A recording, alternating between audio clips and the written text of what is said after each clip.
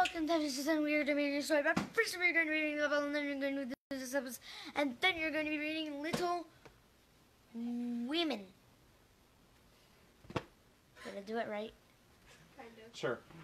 Okay, because you're make sure to like button, subscribe, and the bell notice. Then there's a Dad, don't hit me with the Bible. I'm a Bible basher. There's a red live button and an eyeball on the screen. All right, so. let's go. Crazy. Hi, I'm David. I'm going to read you a story. And first we're going to read Matthew chapter 14. This is the English Standard Version. Let me get started. At that time, Herod the Tetrarch heard about the fame of Jesus, and he said to his servants, "This is John the Baptist. He has been raised from the dead. That is why these miraculous powers are at work in him." For Herod had seized John and bound him and put him in prison for the sake of Herodias, his brother Philip's wife, because John had been saying to him, "It is not lawful for you to have her." And though he wanted to put him to death, he feared the people because they held him to be a prophet. But when Herod's birthday came, the daughter of Herodias danced before the company and pleased Herod, so that he promised with an oath to give her whatever she might ask. Prompted by her mother, she said, "Give me the head of John the Baptist here on a platter." And the king was sorry, but because of his oaths and his guests, he commanded it to be given. He sent and had John beheaded in the prison, and his head was brought on a platter and given to the girl, and she brought it to her mother. And his disciples came and took the body and buried it, and they went and told Jesus. I'm sure that didn't make him happy. Now when Jesus heard this, he withdrew from there in a boat to a desolate place by himself. But when the crowds heard it, they followed him on foot from the towns. When he went ashore, he saw a great crowd, and he had compassion on them and healed their sick. Now when it was evening, the disciples came to him and said, "This is a desolate place, and the day is now over. Send the crowds away to go into the villages and buy food for themselves." But Jesus said, "They need not go away. You give them something to eat." They said to him, "We have only 5 loaves here and two fish." And he said, "Bring them here to me." And he ordered the crowds to sit down on the grass, and taking the 5 loaves and the 2 fish, he looked up to heaven and said a blessing. Then he broke the loaves and gave them to the disciples, and the disciples gave them to the crowds. And they all ate and were satisfied, and they took up 12 baskets full of the broken pieces left over. And those who ate were about 5,000 men, besides women and children. Immediately he made the disciples get into the boat and go before him to the other side while he dismissed the crowds. And after he had dismissed the crowds, he went up on the mountain by himself to pray. When evening came, he was there alone, but the boat by this time was a long way from the land, beaten by the waves, for the wind was against them.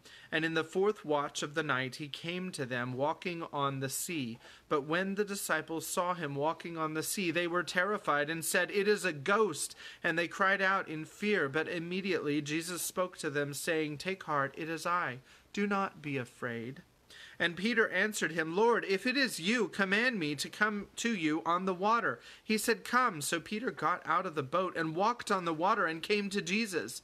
But when he saw the wind, he was afraid, and beginning to sink, he cried out, "Lord, save me!"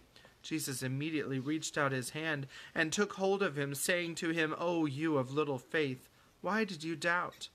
And when they got into the boat, the wind ceased, and those in the boat worshipped him, saying, "Truly you are the Son of God." And when they had crossed over, they came to land at Gennesaret. And when the men of that place recognized him, they sent around to all that region and brought to him all who were sick, and implored him that they might only touch the fringe of his garment, and as many as touched it were made well. That is the end of chapter 14. I hope you're enjoying and God is blessing the reading of his word. So in the last chapter of Little Women, so what happened was Lori was teasing Meg because of her crush with the boy, Mr. Brooke, and Meg thought that was inappropriate, and so she slugged him. And that is not what happened, but here's Kimberly to say how it really was.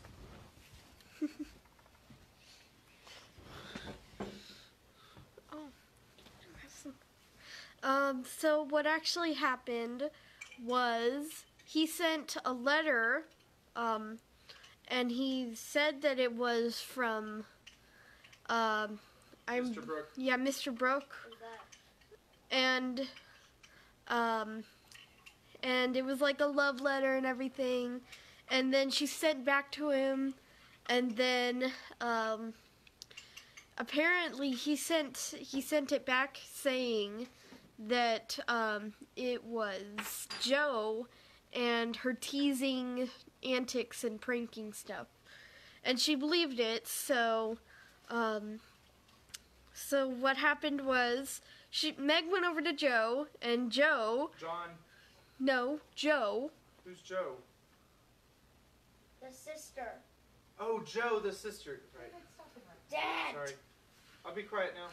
Okay, so Meg went over to Jo and Marmee, and they figured out that it wasn't actually Jo. So then they did figure out that it was Lori. And Lori got in really big trouble with Marmee, and then his grandfather wanted to know what had happened, and he promised Marmee that he wouldn't tell what happened. And so he got in trouble with his grandfather, and Jo had to go over and explain what had happened without exactly saying what had happened. And I'm going to hand it off to Dad, who's going to read us a story. Hello again, I'm back. I'm also front. All right, so that joke is so old. All right, sorry. All right. So, all right, we're on chapter 22, Pleasant Meadows, and we are, hopefully, God willing, going to finish part 1 today. So let me go ahead and get started. Chapter 22, Pleasant Meadows. Like sunshine after storm were the peaceful weeks which followed.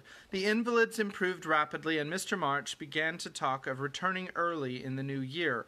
Beth was soon able to lie on the study sofa all day, amusing herself with the well-beloved cats at first, and, in time, with dolls' sewing, which had fallen sadly behindhand. Her once active limbs were so stiff and feeble that Jo took her a daily airing about the house in her strong arms. Meg cheerfully blackened and burnt her white hands cooking delicate messes for the dear, while Amy, a loyal slave of the ring, celebrated her return by giving away as many of her treasures as she could prevail on her sisters to accept. I'm not sure what's going on, but it needs to... Yay! All right. As Christmas approached, remember the story began with Christmas, and so now Christmas is approaching once again. The usual mysteries began to haunt the house, and Jo frequently convulsed the family by proposing utterly impossible or magnificently absurd ceremonies in honor of this unusually merry Christmas. Laurie was equally impracticable, and would have had bonfires, skyrockets, and triumphal arches if he had had his own way. After many skirmishes and snubbings, the ambitious pair were considered effectually quenched, and went about with forlorn faces which were rather belied by explosions of laughter when the two got together. Several days of unusually mild weather fitly ushered in a splendid Christmas day. Hannah felt in her bones that it was going to be an uncommonly plummy day, and she proved herself a true prophetess, for everybody and everything seemed bound to produce a grand success. To begin with, Mr. March wrote that he should soon be with them. Then Beth felt uncommonly well that morning, and being dressed in her mother's gift a soft crimson merino wrapper, was borne in triumph to the window to behold the offering of Joe and Laurie. The Unquenchables had done their best to be worthy of the name, for, like elves, they had worked by night and conjured up a comical surprise. Out in the garden stood a stately snow maiden, crowned with holly, bearing a basket of fruit and flowers in one hand, a great roll of new music in the other, a perfect rainbow of an Afghan round her chilly shoulders, and a Christmas carol issuing from her lips on pink paper streamer. The Jungfrau to Beth. God bless you, dear Queen Bess. May nothing you dismay, but health and peace and happiness be yours this Christmas day. Here's fruit to feed our busy bee, and flowers for her nose. Here's music for her pianee, an Afghan for her toes. A portrait of Joanna C. by Raphael No. 2, who labored with great industry to make it fair and true. Accept a ribbon red, and I beg, for Madame Purer's tail, an ice cream made by lovely Peg, Mont Blanc in a pail. Their dearest love my makers laid within my breast of snow. Accept it and the Alpine made from Laurie and from Joe. And they do have a marker. Mont Blanc is the tallest mountain in the Alps. I don't know why. Most people probably know that, but maybe not. I don't know. Anyway, Mont Blanc is a reference, obviously, to the mountain in the Alps. How Beth laughed when she saw it, how Laurie ran up and down to bring in the gifts, and what ridiculous speeches Joe made as she presented them.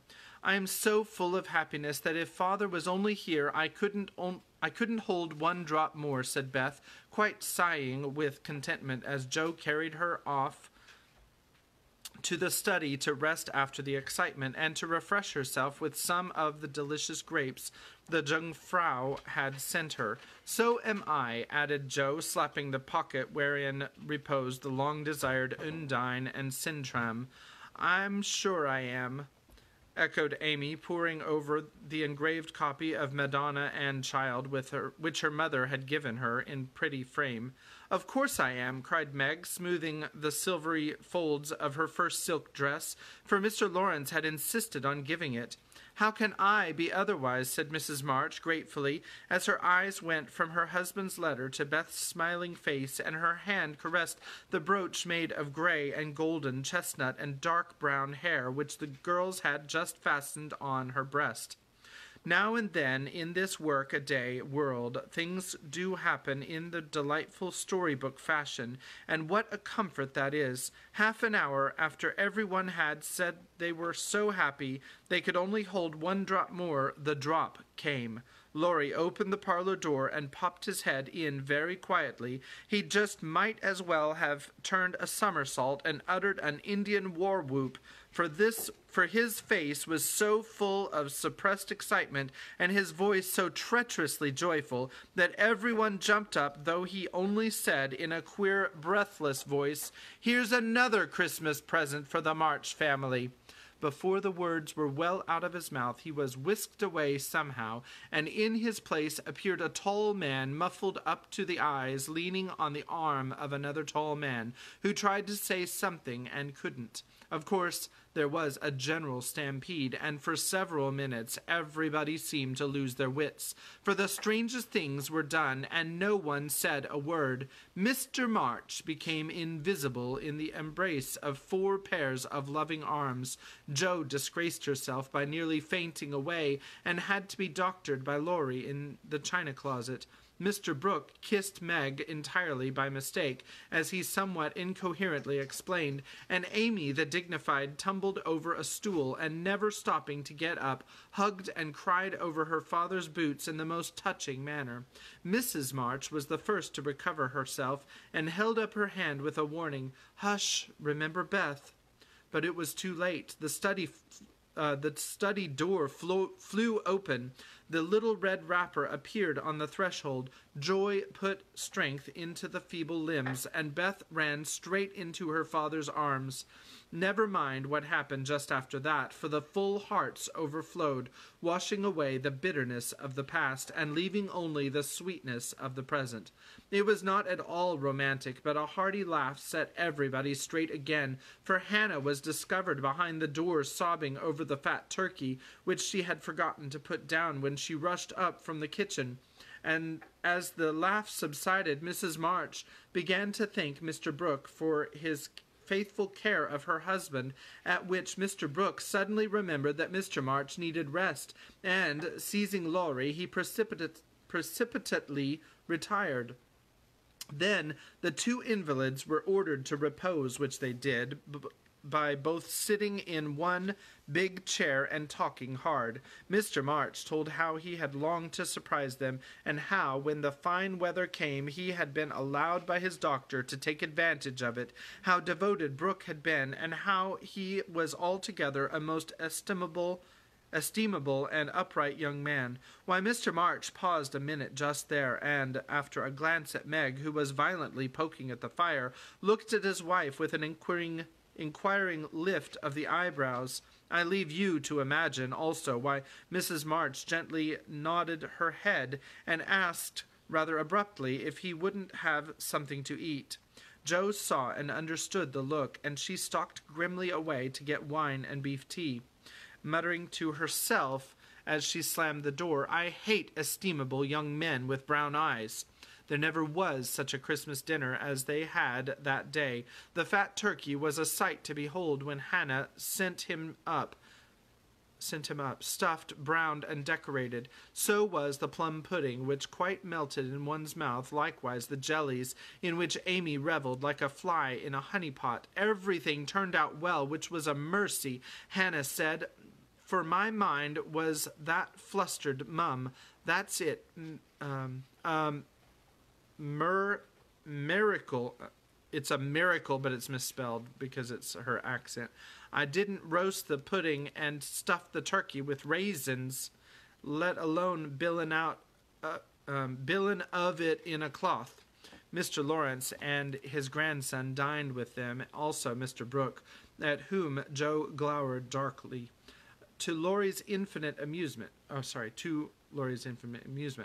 Two easy chairs stood side by side at the head of the table, in which sat Beth and her father, feasting modestly on chicken and a little fruit. They drank healths, told stories, sung songs, reminisced, as the old folks say, and had a thoroughly good time. A sleigh ride had been planned, but the girls would not leave their father, so the guests departed early, and, as twilight gathered, the happy family sat together round the fire. Just a year ago we were groaning over the dismal Christmas we expected to have. Do you remember? Asked Jo, breaking a short pause, which had followed a long conversation about many things. Rather a pleasant year on the whole, said Meg, smiling at the fire, and congratulating herself on having treated Mr. Brooke with dignity. I think it's been a pretty hard one, observed Amy, watching the light shine on her ring with thoughtful eyes. I'm glad it's over, because we've got you back, whispered Beth, who sat on her father's knee. Rather a rough road for you to travel, my little pilgrims, especially the latter part of it, but you have got on bravely, and I think the burdens are in a fair way to tumble off very soon, said Mr. March, looking with fatherly satisfaction at the four young faces gathered round him. How do you know? Did Mother tell you? Asked Jo. Not much. Straws show which way the wind blows, and I've made several discoveries today. Oh, tell us what they are, cried Meg, who sat beside him. Here is one.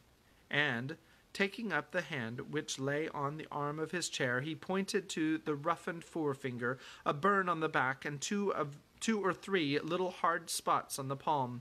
I remember a time when this hand was white and smooth, and your first care was to keep it so.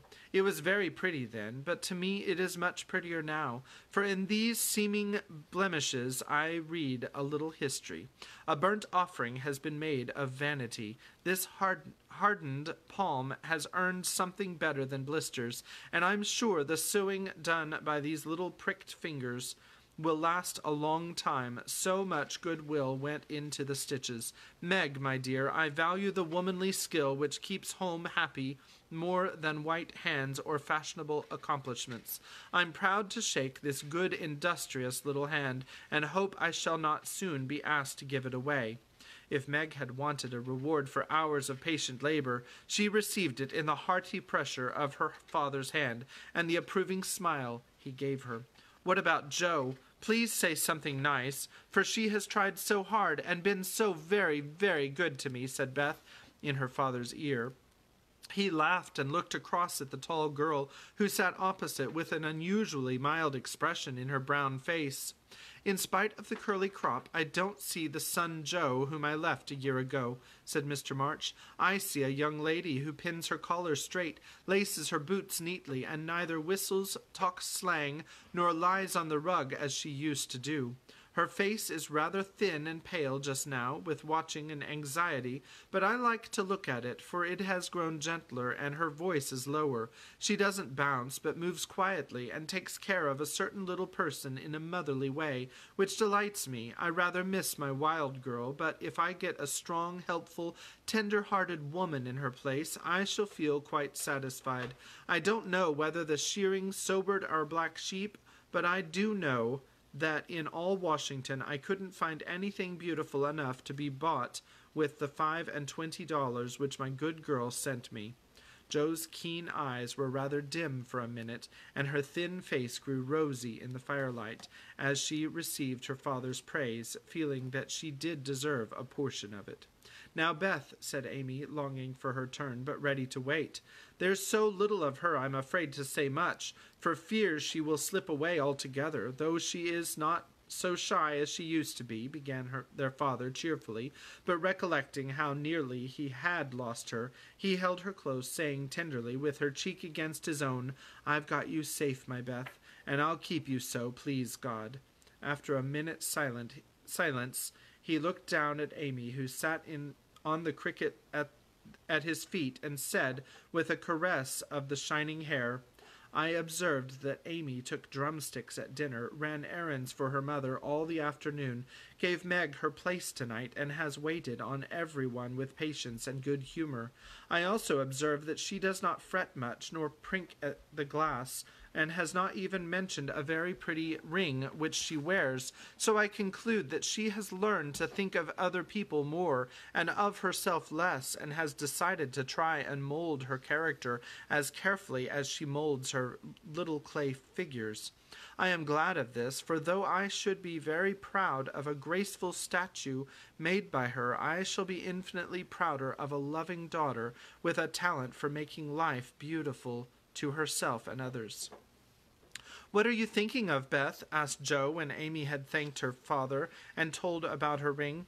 I read in Pilgrim's Progress today how after many troubles Christian and Hopeful came to a pleasant green meadow where lilies bloomed all the year round, and there they rested happily as we do now, before they went on their journey's end, answered Beth, adding, as she slipped out of her father's arms and went slowly to the instrument, It's singing time now, and I want to be in my old place. I'll try hard to sing the song of the shepherd boy which the pilgrims heard.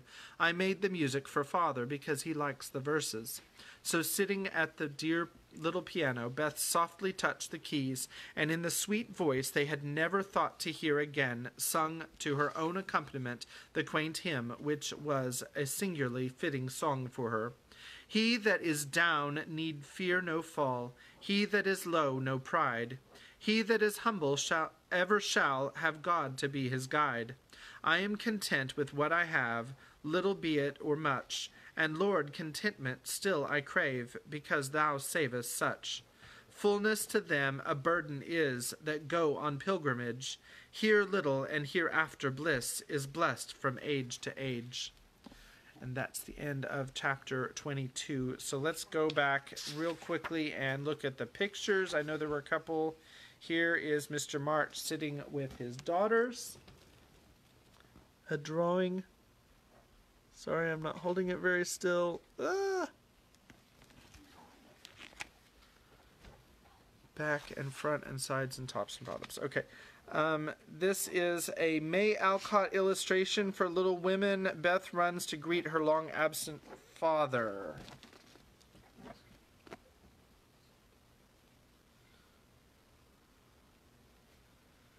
And I'm pretty sure there was at least one more. Oh, yes. Here's a picture of the Snow Maiden.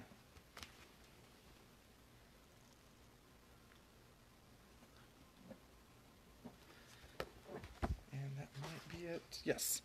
All right. So now we are on chapter 23, the final chapter of part 1 for the book Little Women. Aunt March settles the question. Chapter 23, let me begin.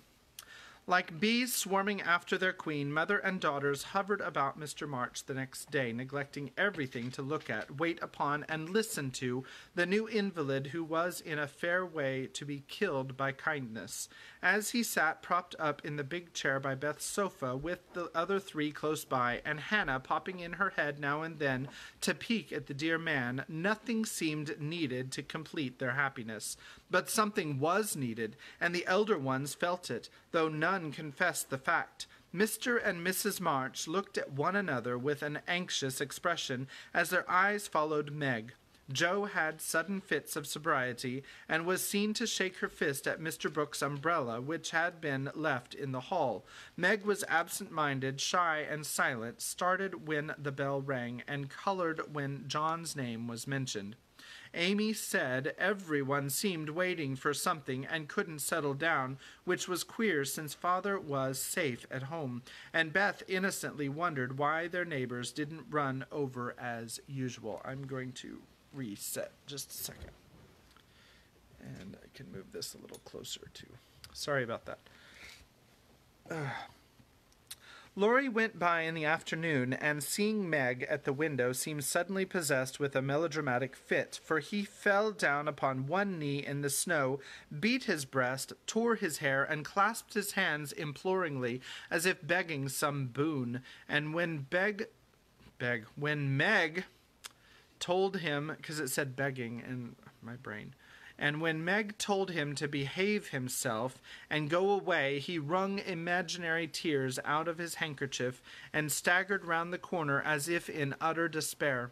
"What does the goose mean?" said Meg, laughing and trying to look unconscious. "He's showing you how your John will go on by and by. Touching, isn't it?" answered Jo scornfully. "Don't say 'my John.' It isn't proper or true." But Meg's voice lingered over the words as if they sounded pleasant to her.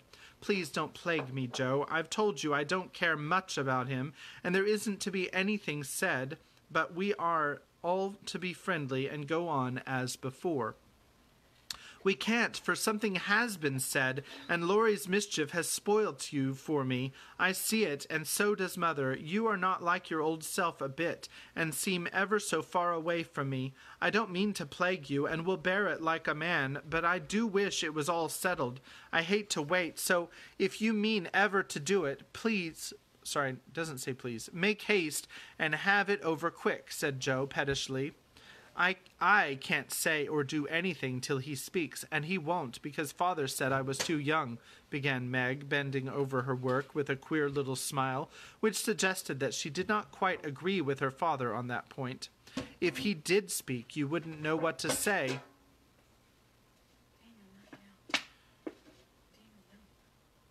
"If he did speak, you wouldn't know what to say, but would cry or blush, or let him have his own way, instead of giving a good decided no. I'm not so silly and weak as you think. I know just what I should say, for I've planned it all, so I needn't be taken unawares. There's no knowing what may happen, and I wished to be prepared." Jo couldn't help smiling at the important air which Meg had unconsciously assumed, and which was as becoming as the pretty color varying in her cheeks. "Would you mind telling me what you'd say?" asked Jo more respectfully. "Not at all. You're 16 now, quite old enough to be my confidant, and my experience will be useful to you by and by, perhaps in your own affairs of this sort." Don't mean to have any. It's fun to watch other people philander, but I should feel like a fool doing it myself," said Joe, looking alarmed at the thought. "I guess not, if you'd liked any one very much, and he liked you."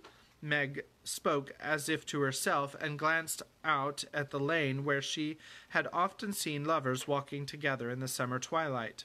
"I thought you were going to tell your speech to that man," said Joe, rudely shortening her sister's little reverie. "Oh, I should merely say, quite calmly and decidedly, 'Thank you, Mr. Brooke. You are very kind, but I agree with father that I am too young to enter into any engagement at present. So please say no more, but let us be friends as we were.'" That's stiff and cool enough. I don't believe you'll ever say it, and I know he won't be satisfied if you do. If he goes on like the rejected lovers in books, you'll give in rather than hurt his feelings." "No, I won't. I shall tell him I've made up my mind, and shall walk out of the room with dignity." Meg rose as she spoke, and was just going to rehearse the dignified exit when a step in the hall made her fly into her seat, and begin to sew as if her life depended on finishing that particular seam in a given time. Joe smothered a laugh at the sudden change, and, when someone gave a modest tap, opened the door with a grim aspect, which was anything but hospitable. "Good afternoon. I came to get my umbrella, that is, to see how your father finds himself today," said Mr. Brooke, getting a trifle confused, as his eye went from one telltale face to the other. "It's very well. He's in the rack. I'll get him, and tell it you are here. Tell it you are here." And having jumbled her father and the umbrella well together, in her reply, Joe slipped out of the room to give Meg a chance to make her speech and air her dignity, but the instant she vanished, Meg began to sidle toward the door, murmuring, "Mother will like to see you. Pray sit down. I'll call her." "Don't go. Are you afraid of me, Margaret?" said Mr. Brooke, and Mr. Brooke looked so hurt that Meg thought she must have done something very rude. She blushed up to the little curls on her forehead, for he had never called her Margaret before, and she was surprised to find how natural and sweet it seemed to hear him say it. Anxious to appear friendly and at her ease, she put out her hand with a confiding gesture, and said gratefully, "How can I be afraid when you have been so kind to father? I only wish I could thank you for it." Shall I tell you how?" asked Mr. Brooke, holding the small hand fast in both his big ones, and looking down at Meg with so much love in the brown eyes that her heart began to flutter, and she both longed to run away and to stop and listen. "Oh, no, please don't. I'd rather not," she said, trying to withdraw her hand, and looking frightened in spite of her denial. "I won't trouble you. I only want to know if you care for me a little, Meg. I love you so much, dear," added Mr. Brooke tenderly. This was the moment for the calm, proper speech, but Meg didn't make it. She forgot every word of it, hung her head, and answered, "I don't know," so softly that John had to stoop down to catch the foolish little reply. He seemed to think it was worth the trouble, for he smiled to himself as if quite satisfied, pressed the plump hand gratefully, and said in his most persuasive tone, "Will you try and find out? I want to know so much, for I can't go to work with any heart until I learn whether I am to have my reward in the end or not." "I'm too young," faltered Meg, wondering why she was so fluttered, yet rather enjoying it. "I'll wait. And in the meantime, you could be learning to like me. Would it be a very hard lesson, dear?" "Not if I chose to learn it, but please choose to learn, Meg. I love to teach, and this is easier than German," broke in John, getting possession of the other hand, so that she had no way of hiding her face as he bent to look into it. His tone was properly beseeching, but, stealing a shy look at him, Meg saw that his eyes were merry as well as tender, and that he wore the satisfied smile of one who had no doubt of his success. This nettled her. Annie Moffat's foolish lessons in coquetry came into her mind, and the love of power which sleeps in the bosoms of the best little women woke up all of a sudden and took possession of her. She felt excited and strange, and, not knowing what else to do, followed a capricious impulse, and, withdrawing her hands, said petulantly, "I don't choose. Please go away, and let me be." Poor Mr. Brooke looked as if his lovely castle in the air was tumbling about his ears, for he had never seen Meg in such a mood before, and it rather bewildered him. "Do you really mean that?" he asked anxiously, following her as she walked away. "Yes, I do. I don't want to be worried about such things. Father says I needn't. It's too soon, and I'd rather not." "Mayn't I hope you'll change your mind by and by?" "I'll wait, and say nothing till you have had more time. Don't play with me, Meg. I didn't think that of you." "Don't think of me at all. I'd rather you wouldn't," said Meg, taking a naughty satisfaction in trying her lover's patience and her own power. He was grave and pale now, and looked decidedly more like the novel heroes whom she'd admired, but he neither slapped his forehead nor trampled about the room as they did. He just stood looking at her wistfully, so tenderly that she found her heart relenting in spite of her. What would have happened next day I cannot say if Aunt March had not come hobbling in at this interesting moment. The old lady couldn't resist her longing to see her nephew, for she had met Laurie as she took her airing, and hearing of Mr. March's arrival, drove straight out to see him. The family were all busy in the back part of the house, and she had made her way quietly in, hoping to surprise them. She did surprise two of them so much that Meg started as if she had seen a ghost, and Mr. Brooke vanished into the study. "Bless me, what's all this?" cried the old lady, with a rap of her cane, as she glanced from the pale young gentleman to the scarlet young lady.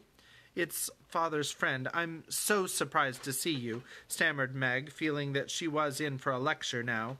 "That's evident," returned Aunt March, sitting down. "But what is your father's friend saying to make you look like a pony?" "There's mischief going on, and I insist upon knowing what it is," with another rap. "We were merely talking. Mr. Brooke came for his umbrella," began Meg, wishing that Mr. Brooke and the umbrella were safely out of the house. "Brooke? That boy's tutor. Ah, I understand now. I know all about it. Joe blundered into the wrong message in one of your pa's letters, and I made her tell me. You haven't gone and accepted him, child?" cried Aunt March, looking scandalized. "Hush! He'll hear." "Shan't I call Mother?" said Meg, much troubled. "Not yet. I've something to say to you, and I must free my mind at once. Tell me, do you mean to marry this cook? If you do, not one penny of my money ever goes to you. Remember that, and be a sensible girl," said the old lady impressively. Now Aunt March possessed in perfection the art of rousing the spirit of opposition in the gentlest people, and enjoyed doing it. The best of us have a spice of perversity in us, especially when we are young and in love. If Aunt March had begged Meg to accept John Brooke, she would probably have declared she couldn't think of it, but as she was peremptorily ordered not to like him, she immediately made up her mind that she would. Inclination as well as perversity made the decision easy, and being already much excited, Meg opposed the old lady with unusual spirit. "I shall marry whom I please, Aunt March, and you can't leave your money to anyone you like." "You can leave your money to anyone you like," she said, nodding her head with a resolute air. "Highty-tighty, is that the way you take my advice, miss? You'll be sorry for it by and by, when you've tried love in the cottage and found it a failure." "It can't be a worse one than some people find in big houses," retorted Meg. Aunt March put on her glasses and took a look at the girl, for she did not know her in this new mood. Meg hardly knew herself. She felt so brave and independent, so glad to defend John and assert her right to love him if she liked. Aunt March saw that she had begun wrong, and, after a little pause, made a fresh start, saying as mildly as she could, Now, Meg, my dear, be reasonable and take my advice. I mean it kindly, and don't want you to spoil your whole life by making a mistake at the beginning. You ought to marry well and help your family. It's your duty to make a rich match, and it ought to be impressed upon you. Father and mother don't think so. They like John, though he is poor. Your pa and ma, my dear, have no more worldly wisdom than two babies. I'm glad of it, cried Meg stoutly. Aunt March took no notice, but went on with her lecture. This Rook is poor, and hasn't got any rich relations, has he? No, but he has many warm friends.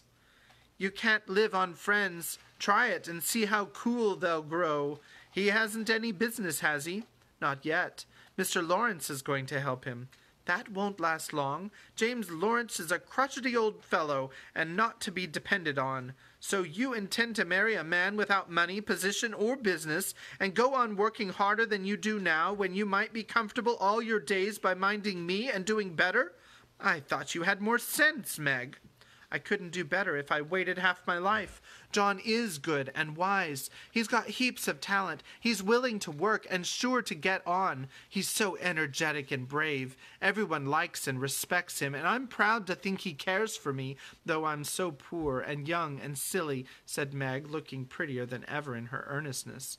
He knows you have got rich relations, child. That's the secret of his liking, I suspect.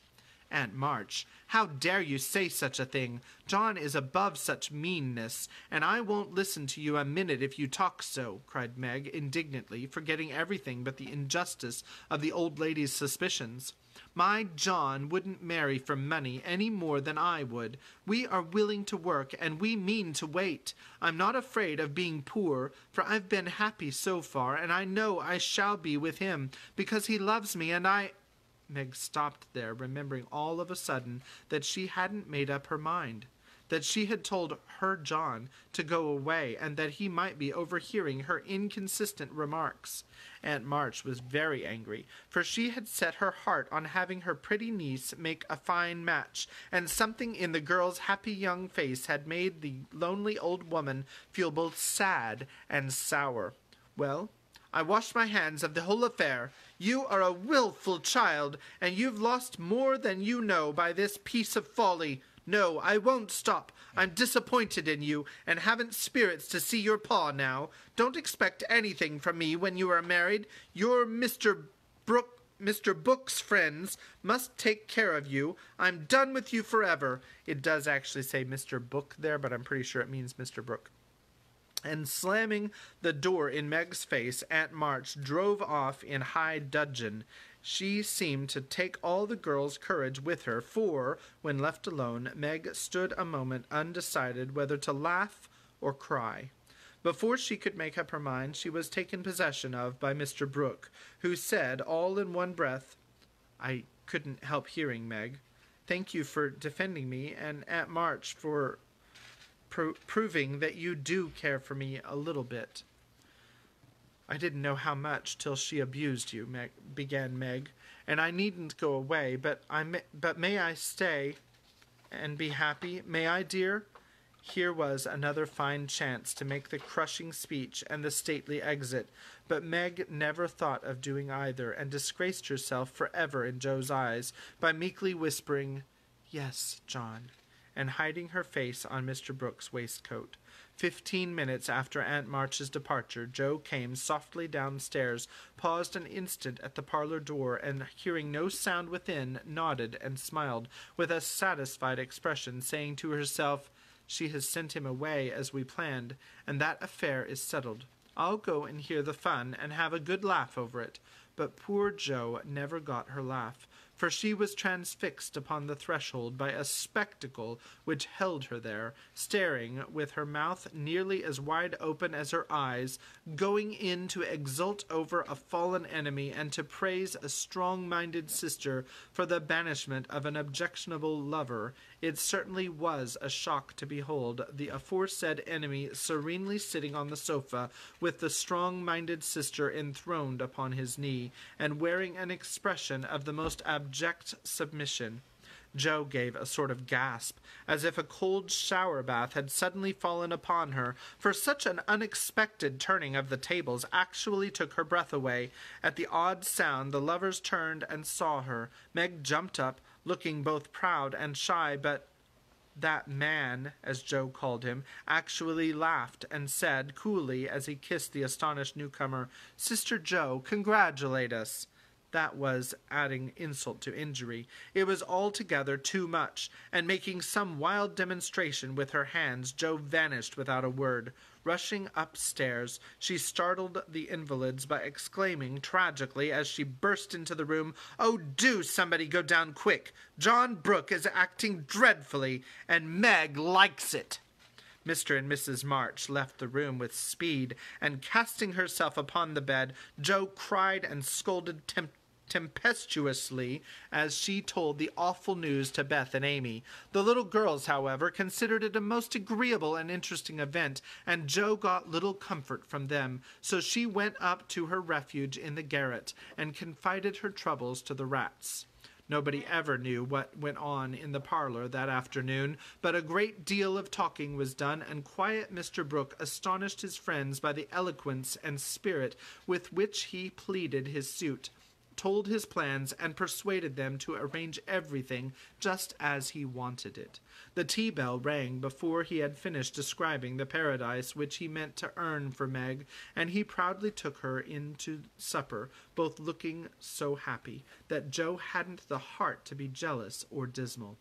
Amy was very much impressed by John's devotion and Meg's dignity. Beth beamed at them from a distance, while Mr. and Mrs. March surveyed the young couple with such tender satisfaction that it was perfectly evident Aunt March was right in calling them as unworldly as a pair of babies. No one ate much, but everyone looked very happy, and the old room seemed to brighten up amazingly when the first romance of the family began there. "You can't say nothin' pleasant ever happens now, can you, Meg?" said Amy, trying to decide how she would group the lovers in the sketch she was planning to take. "No, I'm sure you can't. How much has happened since I said that? It seems a year ago," answered Meg, who was in a blissful dream, lifted far above such common things as bread and butter. "The joys come close upon the sorrows this time, and I rather think the changes have begun," said Mrs. March. "In most families there comes now and then a year full of events. This has been such a one, but it ends well after all." "Hope the next will end better," muttered Jo, who found it very hard to see Meg absorbed in a stranger before her face, for Jo loved a few persons very dearly and dreaded to have their affection lost or lessened in any way. "I hope the third year from this will end better. I mean it shall if I live to work out my plans," said Mr. Brooke, smiling at Meg as if everything had become possible to him now. "Doesn't it seem very long to wait?" asked Amy, who was in a hurry for the wedding.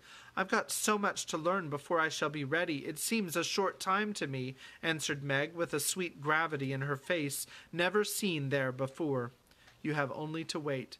I am to do the work," said John, beginning his labors by picking up Meg's napkin with an expression which caused Jo to shake her head, and then say to herself with an air of relief as the front door banged, "Here comes Laurie.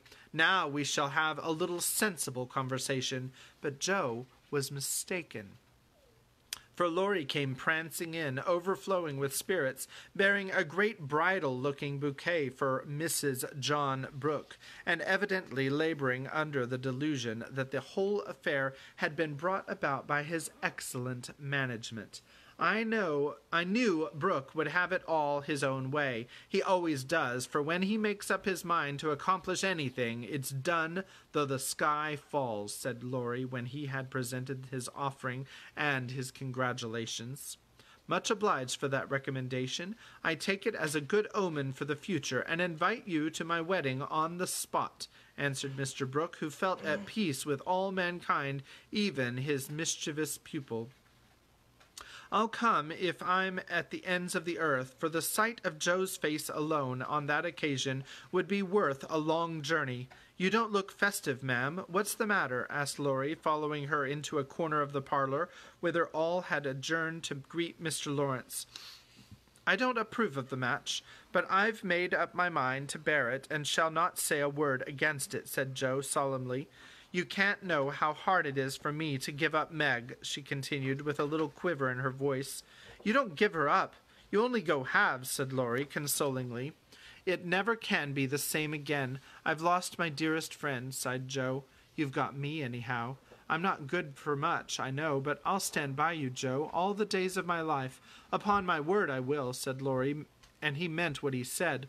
I know you will, and I'm ever so much obliged. You are always a great comfort to me, Teddy, returned Joe, gratefully shaking hands.